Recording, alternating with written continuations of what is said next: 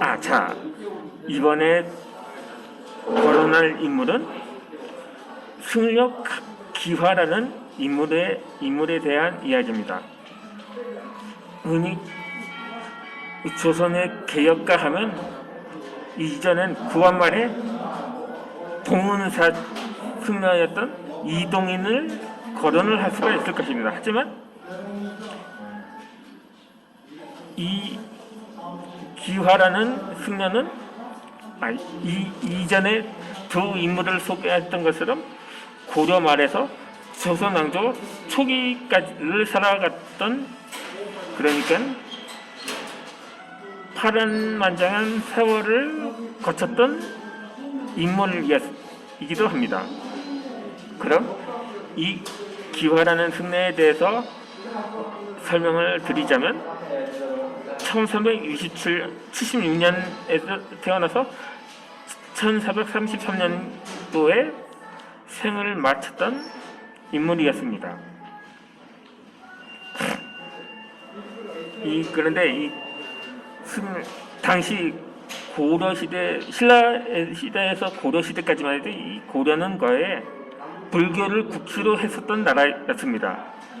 그러니까 웬만한 당시 불교를 섬기거나 불교 승려들은 대부분 거에 권력자라든가 지도층이다시피 했었던 인물이 많았던 거죠.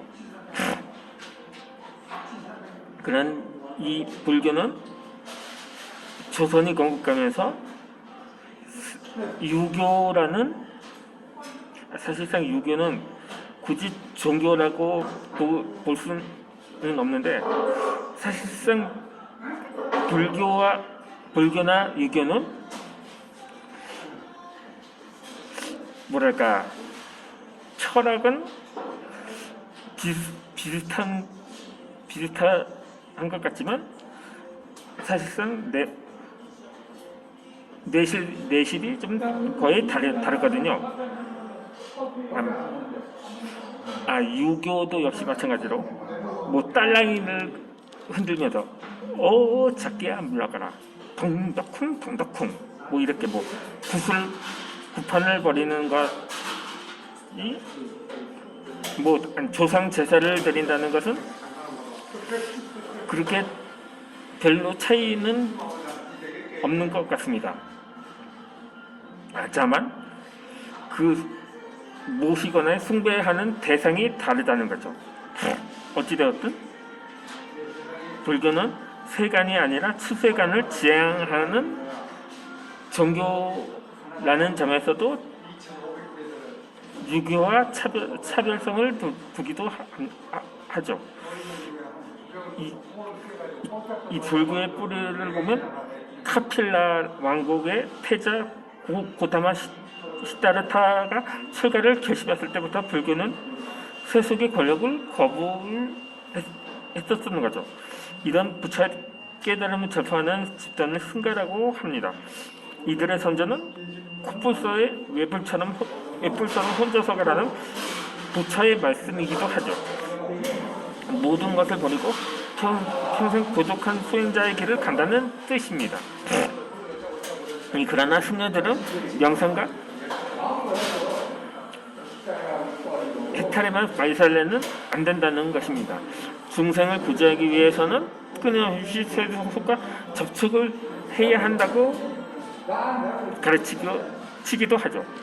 게다가 출가한 수행자는 생산에 참여하지 않기 때문에 교단을 유지하기 위해서는 세속의 지원을 받기도 합니다. 명상과 해탈은 이판의 영역에 속하고 세속의 사모는 사판의 영역에 속합니다. 그럼 이렇게 지금까지 설명한 것에 대해 이렇게 답변을 줄 수가 있을 겁니다. 아니, 기독교인이면서 왜 이렇게 불교에 대해서 아는 게 맞냐고 하지만, 지금까지 책을 봤던 게 굳이 기독교 서적만 본 게 아니거든요. 뭐 다양한, 제가 작가 전업 작가이기 때문에 아니 전업이라고 할 수 없고 지금 전업 유튜브라고 해야 하나? 어찌되었든 제가 지금까지 작가 활동을 하면서 다양한 서적을 접했기 때문에 굳이 기독교에만 박학다식한 것만은 아니라고 할 수가 있겠죠. 그리고 제 가문에 대해서도 사연이 있습니다. 원래 저희 외가는 기독교 집안이었는데 무언가의 상처를 받아서 불교에 귀의를 한 적이 있었던 거죠. 그렇기 때문에 이 불교에 대해서도 어느 정도 제가 알고는 있습니다. 저지간 이 부처의 가르침을 올곧게 실천하려면 이판과 사판을 엄격히 구분해야 한다고 합니다. 흔히 이판 사판이라는 말이 여기서 유래되었다고 할 수가 있겠죠. 표준 국어 대사전에는 이판과 사판에 대해 설명이 따로 없지만 이판승과 사판승에 대한 설명으로 그 의미를 충분히 짐작할 수가 있습니다. 이판승은 속세를 떠나 수도에만 점령하는 승령이고 사판승은 절의 재물과 사물을 맡아 처리하는 승령입니다. 이판과 사판의 관계를 잘 정리하지 않으면 막다른 데 이르러 어찌할 수 없게 되는 이판 사판의 지경이 된다는 것입니다. 그래서 이판 사판이라는 말의 뜻이 여기서 비롯이 됐다고 볼 수가 있죠. 이판과 사판의 경계를 명확히 하기 위해서는 불교 교단의 독립성이 보장되어야 한다. 불교의 발현지 인도에서는 불교 교단의 정치적 독립성을 보장해주는 전통이 자체로 잘 이어져 있습니다. 인도에서는 왕이 천민 출신의 승려에게도 반드시 예를 갖춰야 했던 것입니다. 불교 교단의 권위가 세속의 정치적 권위보다 우월했었던 거죠. 이 중국에서도 이 동진이 지배했던 남중국에서는 불교 교단의 정치적 독립성이 비교적 잘 보장이 되었습니다.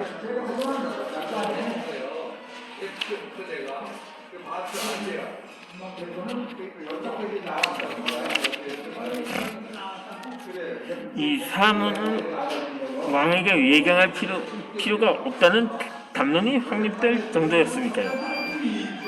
이 반면에 5호 힘입국이 난입하던 북중국에서는 포교의 정치 권력의 후원이 필요했었습니다. 그 결과 북조에서는 사문의 국왕에 대한 애경을 강조했고 국왕이 곧 부처라는 관념이 보편화되었던 것입니다. 이 왕조 교정을 지향하는 북조 불교는 수나라에 개성되어서 불교의 정통으로 자리를 잡게 됩니다.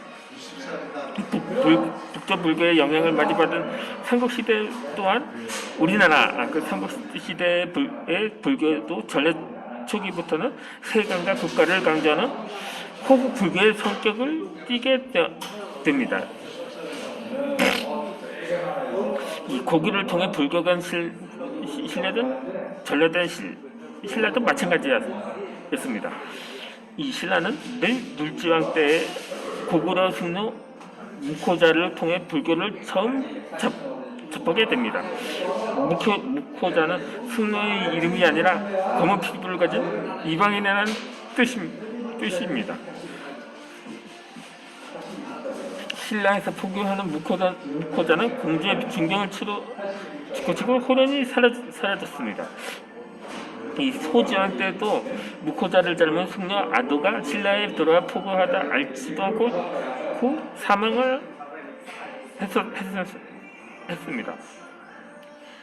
이방인 승려들이 포교를 목적으로 국왕에 접근한 기이한 행적을 남겼지만 그렇게 파장이 크고 오래가지도 않았다고 합니다. 신라의 불교가 공인된 것은 눌지황사 후 70년 만에 법품한 15년 때였습니다. 널리 알려진 불교 공인의 계기는 이차돈 순교라는 신화였습니다. 신화의 골자는 법흥왕이 왕명을 사친의 사찰을 걸판 이차돈의 목을 베자 그 목에서 흰피가 한 길에나 솟구쳤고 하늘에서 꽃비가 내렸다는 것입니다.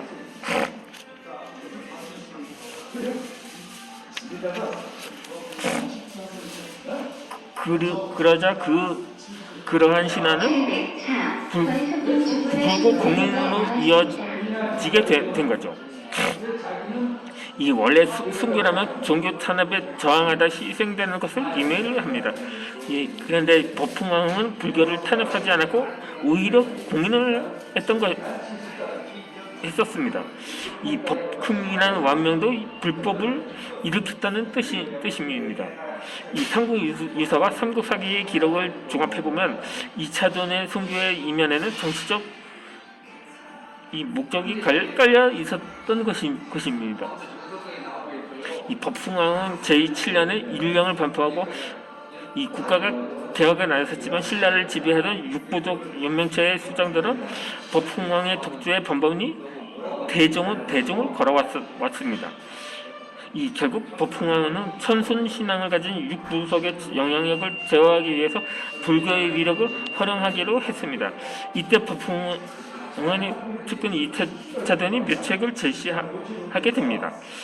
자신이 천순 신앙의 성진 천경님의 사찰을 건립할 테니 자신을 왕명 사칭자로 처형해 왕권에 저항하는 신하들을 일벌백계로 다스리라는 것입니다.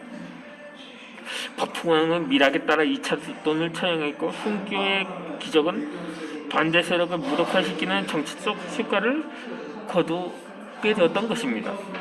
물론 동시에 불교가 공인된 계기가 되었던 거죠. 그 후 불교는 신라의 삼국통일위협을 작성하는 데 기여했고 고려 때는 대장경 간행을 통해 거란과 몽골의 침략에 맞설 정신적인 원동력을 제공을 하기도 합니다. 이 불교는 신라와 고려를 거치면서 국가적 종교로 발전했고 그에 따라 승려들의 위상도 높아지게 됩니다. 그러나 국가의 정치적 목적에 동원돼서 누렸던 세속적인 변화는 결국 세속적 타락을 동반을 했던 것입니다. 불교계에 자정 노력이 전혀 없었던 것은 아니지만 권력과 결탁한 교단은 세간과 출세간의 경가를 넘겨두면서 물을 일으켰던 것입니다.